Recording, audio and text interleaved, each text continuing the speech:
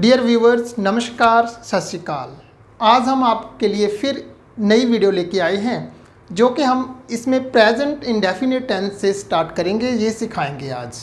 पिछली वीडियो में हमने is, am, are, has, have, was, were, had basic जो हेल्पिंग वर्ब हैं उनका इस्तेमाल करना सिखाया था। तो आज हम टेंसेस स्टार्ट करने जा रहे हैं। सबसे पहले हम बात करते हैं कि टेंसेस होते क्या हैं। टेंसेस होते क्या हैं? तो टेंस को काल कहते हैं, यानी कि समय। टेंस तीन प्रकार के होते हैं।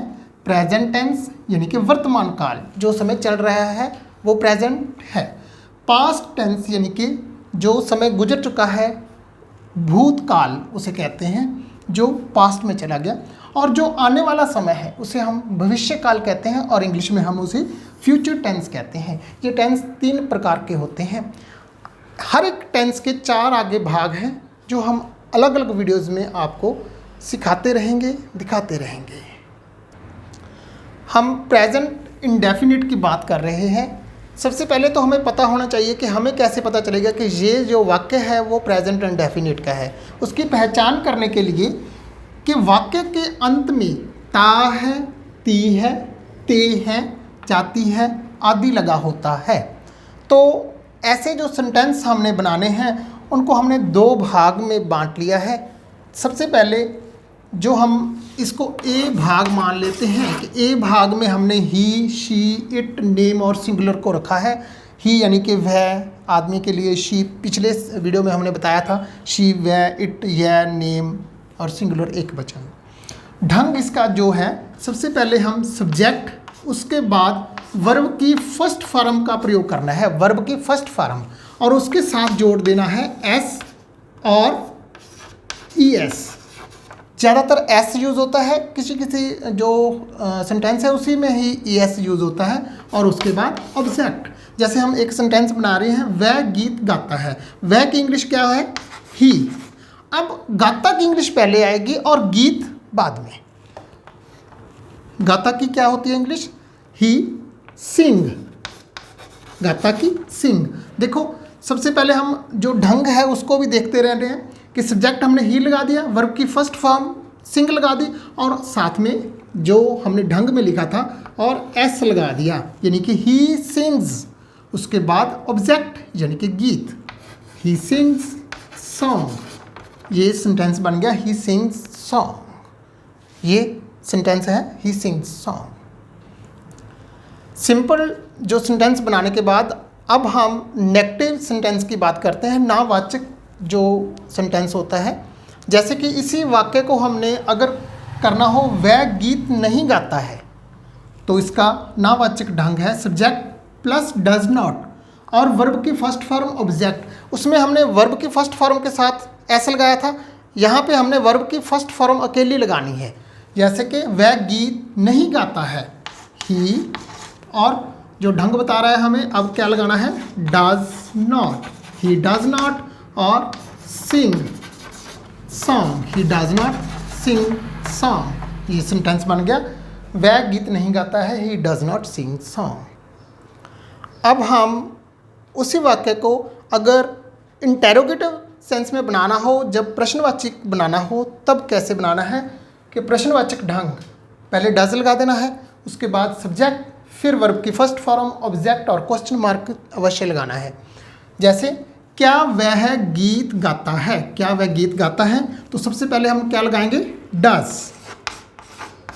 Does he sing song. जैसे हमने आपको पहले कहा था कि वीडियो को अंत तक जरूर देखें। जैसे कि ये ध्यान रखना है कि जो पहला सेंटेंस हमने डज लगाया है, डज का डी कैपिटल होना चाहिए, और पहले हम ही का जो एच कैपिटल रखते थे, अब हमने ही का जो एच है वो स्मॉल कर दिया है। ये ध्यान रखना है। अब इसके पीछे क्वेश्चन मार्क लगाना है, क्या वह गीत गाता है, does he sing song. Present indefinite में जो दूसरा भाग हमने लिया है उसको हम बी पार्ट मानेंगे। I, we, you, they plural. I, we, you, they plural, इनके सेंटेंस अगर बनाने हो तो थोड़ा सा ढंग में चेंज है, वो हम बता रहे हैं आपको। सबसे पहले सिंपल ढंग जो साधारण वाक्य है उसका ढंग सब्जेक्ट प्लस वर्ब की फर्स्ट फॉर्म ऑब्जेक्ट, उसमें हम जो ए पार्ट माना था उसमें हम सब्जेक्ट वर्ब की फर्स्ट फॉर्म के साथ ऐसे या ऐसे लगाते थे। यहाँ पे अकेली वर्ब की फर्स्ट फॉर्म लगानी है। जैसे कि मैं गीत गाता हूँ, सेंटेंस क्या है? मैं गीत गाता हूँ। मैं की इंग्लिश आई, गाता सिंग, आई सिंग सॉन्ग, आई सिंग सॉन्ग, ये सेंटेंस हो गया आई सिंग सॉन्ग। उसके बाद फुल स्टॉप। अब हम इसका नावाचक जो नेगेटिव सेंस है उसकी बात करते हैं। नेगेटिव ढंग क्या है? सब्जेक्ट, डू नॉट, वर्ब की फर्स्ट फॉर्म, ऑब्जेक्ट, और उसमें हम क्या करते थे? डज नॉट का प्रयोग करते थे, इसमें डू नॉट का। जैसे मैं गीत नहीं गाता हूँ, सेंटेंस बनाते हैं हम आई, क्योंकि हमके ढंग क्या कह रहा है कि डू नॉट लगाना है, तो I do not sing song, I do not sing song. ये हो गया सेंटेंस नेगेटिव। अब हम इंटेरोगेटिव सेंटेंस की बात करते हैं। प्रश्नवाचक ढंग। प्रश्नवाचक ढंग में हमने डू का प्रयोग पहले, फिर सब्जेक्ट, फिर वर्ब की फर्स्ट फॉर्म, फिर ऑब्जेक्ट और क्वेश्चन मार्क। जैसे कि सेंटेंस है क्या मैं गीत गाता हूँ, क्या मैं गीत गाता हूँ, क्वेश्चन मार्क। तो सबसे पहले क्या लगाना है हमने? डू। उसके बाद मैं की English do I sing song, last में question mark, do I sing song. ये था हमारा प्रेजेंट इंडेफिनिट टेंस। होप करते हैं कि आपको अच्छी तरह समझ आ गया होगा, लेकिन फिर भी कहीं पे समझ नहीं आया तो आप वीडियो को रिवाइंड करके देख सकते हैं, और कोई प्रॉब्लम है तो कमेंट बॉक्स में जाकर अपनी प्रॉब्लम हमें बता सकते हैं। तो अब टर्न है कि हमने जो पिछली वीडियो में आपको 4 सेंटेंस दिए थे उनके सही आंसर्स बताने का, और नेक्स्ट जो इस टेंस के जो अगले वाक्य हैं वो आपको देंगे हम। पिछली वीडियो में जो हमने आपको 4 सेंटेंस दिए थे उसका पहला सेंटेंस था वह एक डॉक्टर है। पहला था वह एक डॉक्टर है, he is a doctor, he is a doctor, he is a doctor. और दूसरा सेंटेंस था तुम खिलाड़ी थे। दूसरा सेंटेंस क्या है कि तुम खिलाड़ी थे, तुम यानी कि यू। अब थे है तो अब वाज वर्ब का प्रयोग करना है, you were a player, you are a player. अब तीसरा सेंटेंस था तुम्हारे पास एक गाय है, तुम्हारे पास एक गाय है, you have a cow, you have a cow. चौथा और लास्ट सेंटेंस था करण के पास एक घर था, करण के पास एक घर था, करण हैड, क्योंकि था, करण हैड ए हाउस। ये पिछली वीडियो के हैं। अब हम आपको इस टेंस यानी कि प्रेजेंट इंडेफिनिट के कुछ वाक्य दे रहे हैं। आप कोई 4 सेंटेंस इनमें से बना सकते हैं।